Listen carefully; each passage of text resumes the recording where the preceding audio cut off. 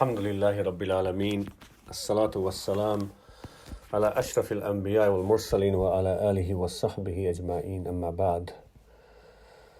Praise be to Allah, Lord of the worlds, peace and blessings on His Prophet Muhammad sallallahu alayhi wasallam. Dear brothers and sisters, assalamu alaikum wa rahmatullah. Peace and mercy of Allah be with you all. This is a short message, really to encourage myself and yourself in this blessed month of Ramadan. And it's amazing, but praise be to Allah as we thank Allah as well that 2/3 of the month is up and we now face the last 10 days, inshallah. And it's, of course, it is Ramadan itself is a blessed month. It requires juhud, meaning a struggle. We have to work hard through fasting and through developing our character, controlling our tongue and behavior. So all that's part and parcel and that requires effort. It's not an easy feat. The more laid back we're easy about it, it's an indication of how we're actually not trying to take the best and full advantage of the blessing and mercy and forgiveness that is on offer. So praise be to Allah that we managed to get this far, and I know it's difficult. I never belittle and make it come across that it's easy. And I know all of us are feeling on top of that the difficulty with the lockdown situation and not being able to see loved ones, not being able to have that human touch with those we love, and social media, although helps, alhamdulillah, but never compensates for that. And all the other things that are there as challenges in the lockdown, which I don't want to enlist now. But praise be to Allah who gave us Iman. Praise be to Allah who made us Muslim and believers, so that gives us a focus and a clear vision as to what the reality of life is it not so, brothers and sisters? But Ramadan, to remind ourselves as we get towards the last 10 days and nights, the time for winding down is not started, brothers and sisters. It's like starting climbing a hill at the beginning of Ramadan, and now as we get, we're not started going down the hill, it's carrying on up the hill, and we need to actually, its peak is actually to be reached by the end of Ramadan. You could say Laylatul Qadr and beyond, and not to give up until the peak is actually the night before the Eid al-Fitr. So, and that's the Sunnah of Rasulullah sallallahu alayhi wasallam, as is reported in a couple of hadith in Bukhari Muslim, one from al-Mu'mineen Aisha radiallahu anha قالت كان النبي صلى الله عليه وسلم إذا دخل العشر الأواخر يعني في رمضان أحيا الليلة وأيقظ أهله وشد المئزر. So al-Mu'mineen Aisha radiallahu anha, she says that the Prophet ﷺ, when he entered the last 10 days of Ramadan, in other words, that he would stay up all night, in other words, stay up all night in ibadah, in dhikr, and contemplation. Not just stay up all night. Some of us have the idea of staying up all night, unfortunately, that it's just chatting and playing games and things like that. That's not the idea here. It's not just about staying up. We're staying up with a very important purpose, and that is to worship Allah subhanahu wa ta'ala, a focused and concentrated effort. Between doing salah, between contemplating, between reading Qur'an, doing dhikr, having a break and a rest as well. No harm in all that.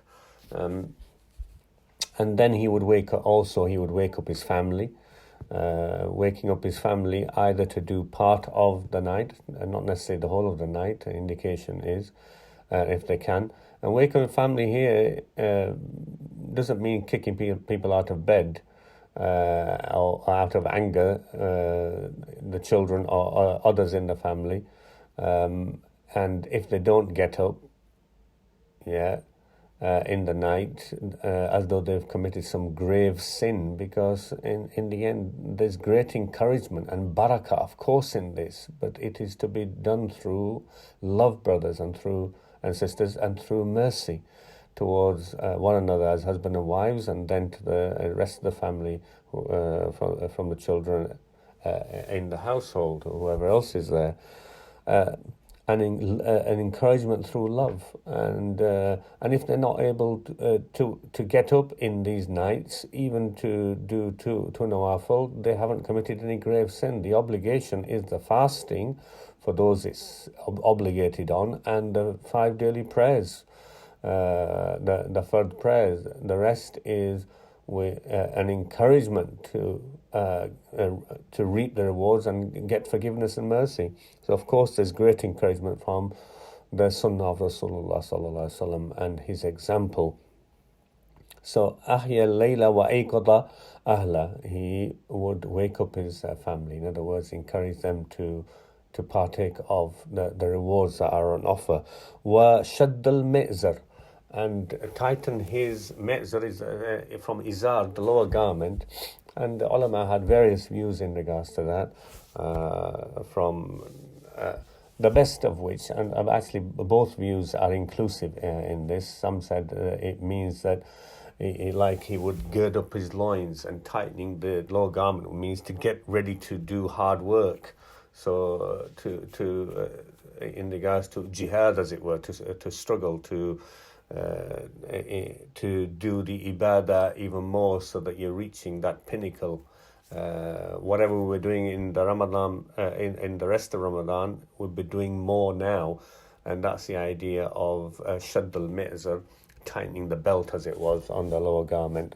Also, it is said by ulama that it also means not sleeping in the nights in the last 10 with the wives, which would also fit, because the Prophet ﷺ would do i'tikaf, which was in the masjid, and the Quran is clear about those who are doing i'tikaf. وَلَا تُبَاشِرُوهُنَّ وَأَنْتُمْ عَاكِفُونَ فِي الْمَسَاجِدِ, and that you don't have the marital relationship when you are doing i'tikaf in the masjid. So it would cover that meaning as well. And the idea of both are included. The idea of tightening the belt of working hard is brought out in another hadith of the Prophet ﷺ in Sahih Muslim. كان النبي صلى الله عليه وسلم يجتهد في العشر الأواخر ما لا يجتهد في غيره. In this month, in the last 10 days, he would work hard in ibadah and contemplation, growing closer to Allah subhanahu wa ta'ala, and with good deeds and giving, included all that, in the last 10 more than he did in the rest of it. So we see the beautiful example of Rasulullah sallallahu alayhi wasallam. We can never reach that level and that pinnacle, but his example is there as an encouragement for us. This is not time to slacken. This is a time for us to try harder, and it is not too late, despite all the mistakes that we've made, brothers and sisters, in the days that have gone by, and we'll be thinking, oh, I didn't take advantage of that, and I missed out on that, and I've missed out, and I should have done more Qur'an, I should have done more contemplation, I should have spent less time on other social media things, etc. It is not too late, brothers and sisters. Don't think I'll leave it till the next Ramadan, because we may never reach the next Ramadan. Allah subhanahu wa ta'ala, we're still in that beautiful, blessed month. The gates of paradise are still open and flung open. The gates of hellfire are still closed, and before things go back to normality, and the shaitans are still restrained and chained. So this is a reminder, an encouragement for you, and as I encourage myself to carry on, and inshallah to try and pick up the gear, to strive harder, The objective is to grow closer to our Creator. Glory be to Him. If we achieve that, then that is really the real goal and objective, pleasing Allah subhanahu wa ta'ala, and to fill our hearts with Iman. May Allah subhanahu wa ta'ala enlighten our hearts. May Allah subhanahu wa ta'ala guide us through the light of His guidance, through the Qur'an. May Allah subhanahu wa ta'ala make us examples for others. And may Allah subhanahu wa ta'ala guide humanity. May Allah subhanahu wa ta'ala lift this pandemic from humanity and keep us always on Siratul Mustaqim. May Allah subhanahu wa ta'ala through us help others on Siratul Mustaqim towards Him and to His worship, and save us from the fire of hell and give a place in His Jannah. Allahumma ameen. Wa akhiru da'wana alhamdulillahi rabbil alameen. Assalamu alaikum wa rahmatullah.